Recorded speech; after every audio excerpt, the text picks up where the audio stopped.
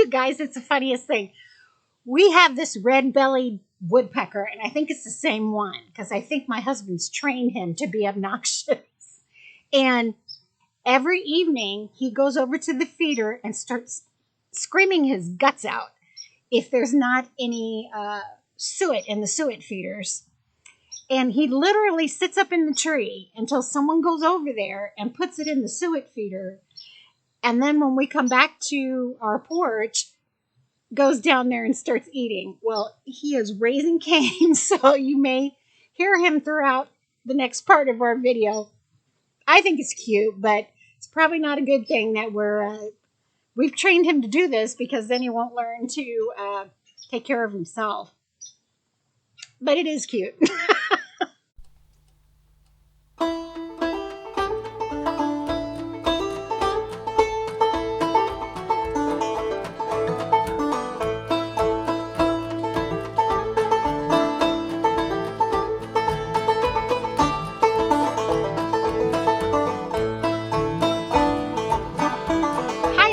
Thank you so much for joining me here today, Re-Ritten Vintage Homestead.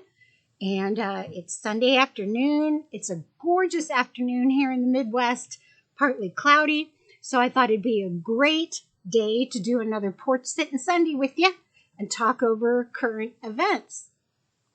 You know, they say the best thing to do is your own research when you question something.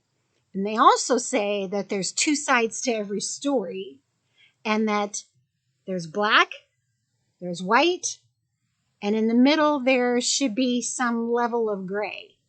And that's kind of where I'm at with this story. There has to be a happy medium. So let's talk about it. So on quite a few channels last week, on Tucker Carlson on Fox, on some other stations as well, some news outlets, everyone was talking about the Pennsylvania Dutch farmer named Amos Miller. He's an Amish farmer, and he has cattle, grain, makes his own butter, his own milk, his own cheeses, eggs, that type of thing through a subscription service. So you have to pay a certain amount each month, and then you can choose what items of his you would like to take home with you. The difference between Amos and what you get at the store is that his items come truly from farm to table. There's no middleman. So there's no chemicals put on the meat to help fight bacteria, okay?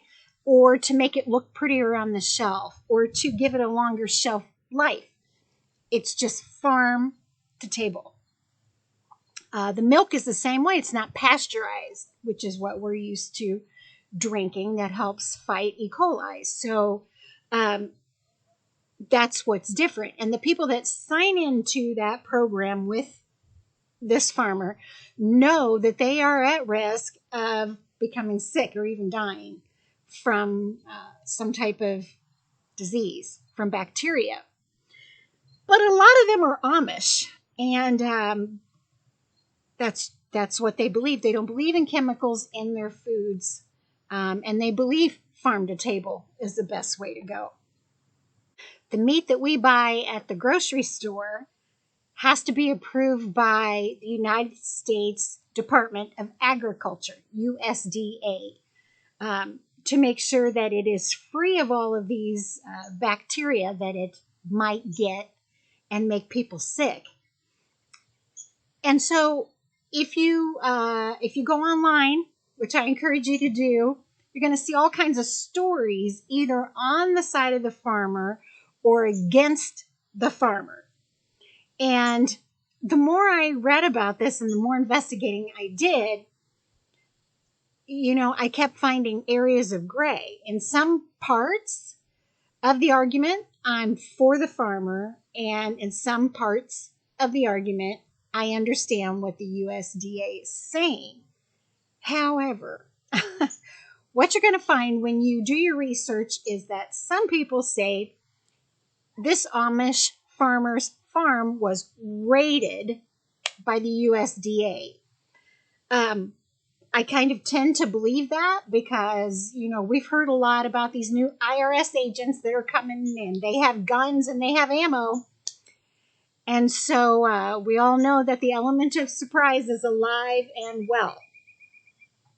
That being said, the farmer, Mr. Miller, knew there was a problem because the USDA has been hounding him for several years, wanting him to comply. And, he's standing on his principles and he just won't do it. So I did find a very good interview with him. So it's on a podcast and it's coming from him directly. I'm not reading other people's opinions. And that's what I want to share with you and see what you think. The first thing that I realized was Mr. Miller is a very humble man. And he made it clear that he knew there was a problem and that he was standing on principle. And he'd been warned, basically, and he admits it. But this whole interview was real eye-opening to me because there was a lot about food processing I was not aware of, and I doubt if you are either. And that's because the USDA does not require some of this to be put on food labels. Now, they require calories anymore and serving size anymore because there was a big issue with obesity in the United States. But they don't require some of the things they do during processing when they add chemicals. And that is what Amos Miller is against. He does not believe in adding chemicals to his food. The argument by the USDA is that you could potentially kill someone, and it's their job to protect the consumers. And I understand that, but I'm wondering, why aren't they dealing with this at the grocery store level then, with the big meat producers like Tyson? Why aren't we making them put their chemicals on our food labels that we're getting at the grocery store? There's a hell of a lot more people getting meat and dairy at the grocery store than going to an Amish farmer. So why are we targeting a private farmer with religious beliefs? I was just shocked when Amos Miller started naming all of these things that happen to our meat before we ever get it. So I had to write them down. One of them was ammonia. Ammonia is added to our beef. It's added to beef that is considered to be lean and finely textured. So it's beef and ground beef. It's supposed to kill E. coli, and it gives it a pretty pink color. Okay? So ammonia is injected into our beef. Some places are getting away from that, as he noted, and they're going to citric acid. So your beef is submerged into ammonia or citric acid so that it looks prettier on the shelf. It kills E. coli and it has a longer shelf life. Carbon dioxide. Carbon dioxide adds more redness to the meat. So some meat is injected with carbon dioxide. That'll be like your pot roast, your pork roast, beef, pork, so that they have a prettier color on the shelf. And so you've probably seen sometimes meat that they'll put on sale or they'll discount, and the outside looks a little brown, and you're like, oh, I don't know about that. But then when you break it open, it's still red on the inside. That's because of the carbon dioxide that's been injected into it to make it look shelf stable for a longer period of time. So even the chicken that we eat is put into a bleach bath. Now, I don't know if it's solid bleach. It's probably mixed with something. It's not your household bleach, I doubt. But it's submerged in order to kill bacteria. When Amos Miller was asked why he is so against this, he gave an answer that was coherent with his Christian beliefs. He believes that animals, plants, come from the earth. and the earth is pure and the dirt is pure. And so your food should be pure when it gets to you. Um, he talked about how everything works together. So it has a lot to do with sustainability, and what he says is more eco-friendly than what the USDA does, actually. But he talked about, for example, you have a cow. The cow eats grass, okay? Nobody, grass grows wild. God put grass here for us. And so cows eat grass, which is a good thing. Cows then poop, right? And so that is what environmentalists are against, because they say there's too much carbon dioxide in a cow's dung, okay? But yet they'll put carbon dioxide in the meat. That doesn't make sense. So they're adding more carbon dioxide in the meat. Another story. So let's get back to our story. So the cow eats grass and then he poops it out, and then it is eaten by worms and insects, which goes back into the dirt and makes the dirt even richer and more fertile. So it's like a water table, right? Everything works together. You have the grass that feeds the cow that goes to the bathroom that feeds the insects and worms.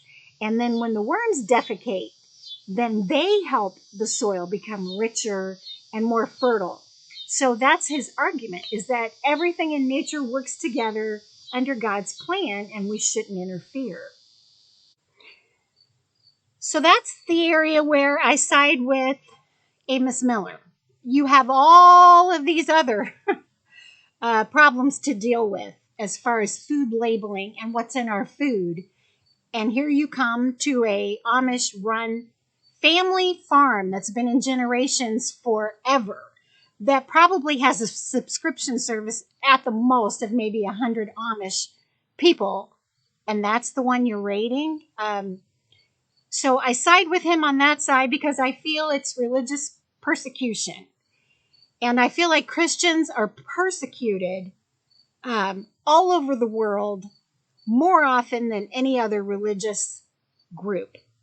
And it's also about control, control, control. You do it our way.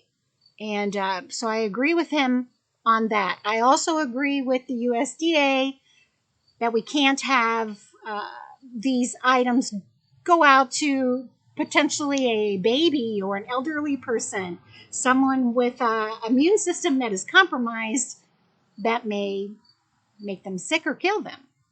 This was another area I kind of, I side with the farmer.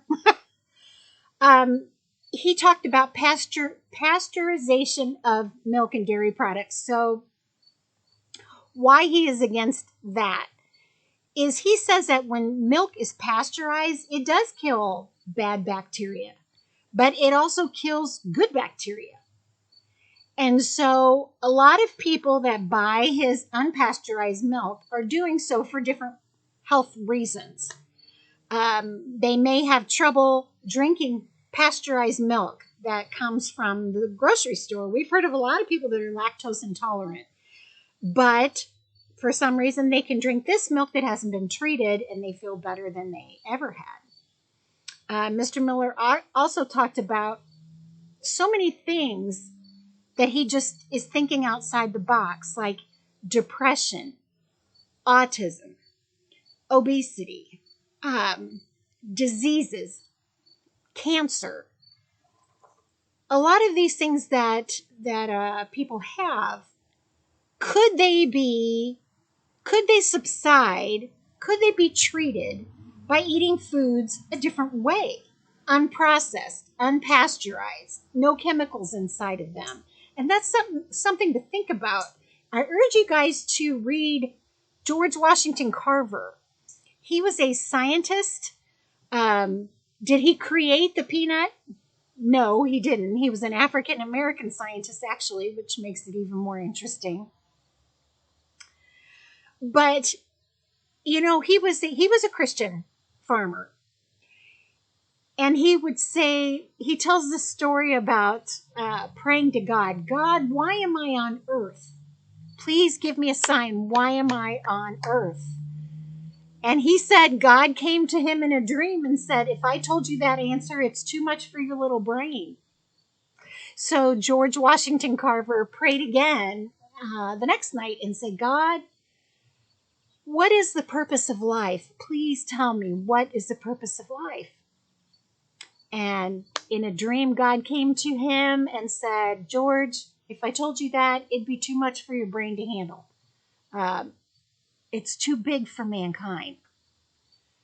Well, at that time in the South, boll weevils were just demolishing the cotton crop in the South, which was their main, cotton and tobacco, kings of the South.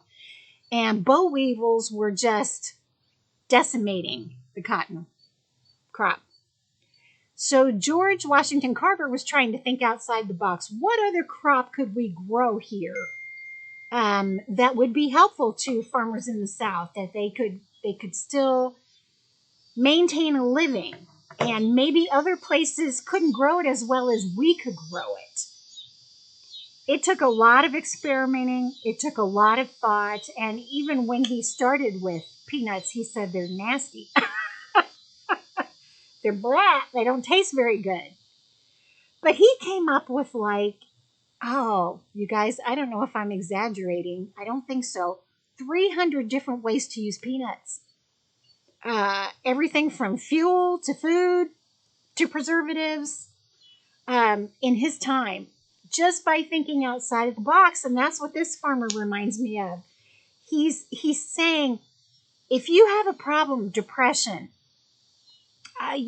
your body can't process regular milk. If you have acne, if you have a disease, if you have a cancer, try unprocessed meat, unprocessed milk, unprocessed butter, and see if that helps. And I don't think it's so far-fetched. I think it's something that needs to be studied more. The interviewer of this podcast asked Mr. Miller, what do you think about what's going on in the world today, where a lot of people are being encouraged to become vegetarian for the planet and not eat meat?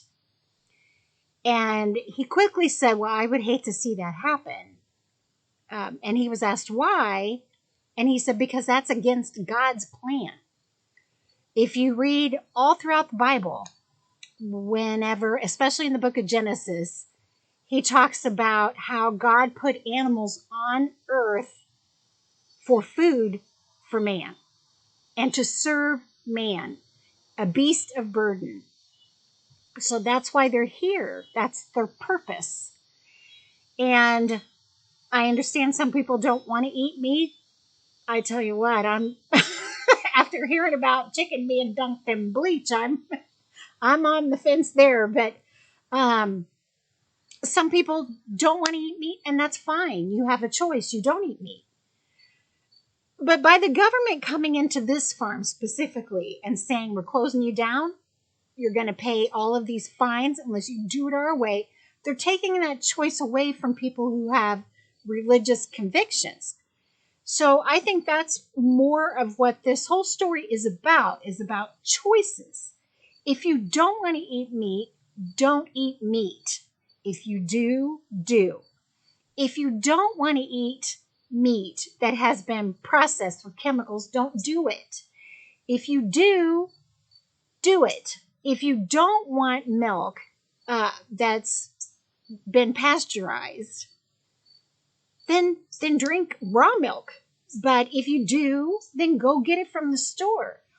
With everything that's going on, in my opinion, in the United States right now, it's all about choice. And it's all about we're losing our choices because of control.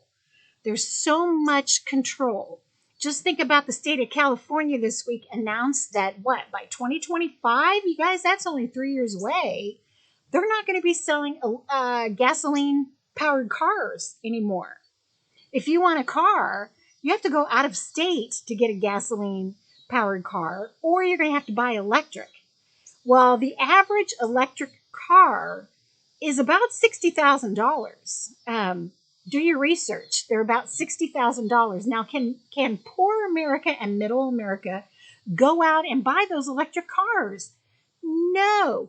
And not only that, even in the state of California, just this week, they are rationing their power. So they have blackouts and they have to turn off street lights at a certain time, and they can't run their air conditioners all the time.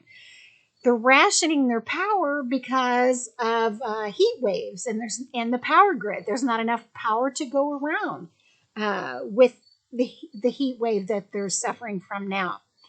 So that's exactly who I want to be powering my electric car that I've been forced to buy, and now I can't go out of state if I want to. Do you see what I'm saying? It's all about power. Power. And that's what I think this argument is about more than anything. Another interesting note I found was that the European Union has not allowed the United States to send meat, poultry, cheese to the European Union because they don't believe in those chemicals. They believe in farm to table. So, you guys, what do you think? What do you think about all of this? The majority of the time, I'm on the side of the farmer. But then again, I understand what the USDA is saying. What they're saying is you have to kill bacteria because if you don't, you're basically poisoning. You could poison someone. They could die. And that's their job, is to regulate agriculture products. But in my opinion, that's where the gray is. That's where this should be given a little bit of leeway. These are specific religious people, and on the basis of their convictions, this is what they believe. They shouldn't be forced to go against what they believe. So Mr. Miller's been slapped with thousands and thousands and thousands of dollars in fines, and they're going to shut him down if he doesn't comply or pay those fines. It's still kind of, he has an attorney, it's in litigation. We'll see what happens. I had heard that a GoFundMe page for him had been created, and it's just booming because a lot of people believe that, he should have the right to process his food in the manner in which he believes. So we'll see where it all goes. Something else I worry about is, like I said earlier in my video, that right now they're not even putting those chemicals on labels on our food products, but they're using them, right? So instead of dealing with big things like that so that consumers can make really educated choices, they're raiding an Amish farm in Pennsylvania, which seems like small fry to me considering the big things that are going on. But if they're willing to give that much time and effort and money to a small farm in Pennsylvania, how small are they willing to go? What about people that sell on the weekends at farmers markets, out in their front yard, for sale, peppers, corn, candles, whatever it is? Are they going to be next? Well, you guys, thank you so much for joining me on this Porch Sittin' Sunday. It's starting to get dark. The sun's setting, and it's starting to get darker earlier. So right around 7 o'clock, I start losing daylight. But thank you for letting me share my ideas with you, and I want to hear your ideas too. They mean a lot to me, and so that's how we get things done, right? I wanted to end this in honor of the farmer. And I consider myself a farmer, even though I don't have a farm. I work with the dirt. And so Genesis 3:23, that verse says, "Therefore the Lord God sent him faith from the Garden of Eden to till the ground whence he was taken." So when Adam and Eve were kicked out of the Garden of Eden, God sent them out on their way and told them, if you're going to make it now, you're going to do it with your own two hands and till the ground. So what this verse means to me is that farming was the first occupation on earth, wasn't it? And so because of that, it was a holy mission. Does that make sense? If God gave you that as your purpose, then it's a holy mission. So you have to treat it honorably and faithfully. And so what I try to keep in mind, well, and also that verse said, hence from where you came, which was the earth. So we are from the earth too. There's that circle, right? So we are from the earth too. So as farmers, as homesteaders, we shouldn't be thinking about money, money, money, money, product, product, product, product. And neither should the government, because that is not the way God intended it. He intended you to grow a quality product, to enrich the soil, and to practice sustainable farming so that this soil, this earth, these species of animals are here for generations to come. Just my interpretation, you guys. But I really believe that. So thank you so much again for watching. Like, subscribe, share if you feel so inclined. Once again, it's about choices. Don't if you don't want to. But I'd appreciate it. And I hope you guys have a great week.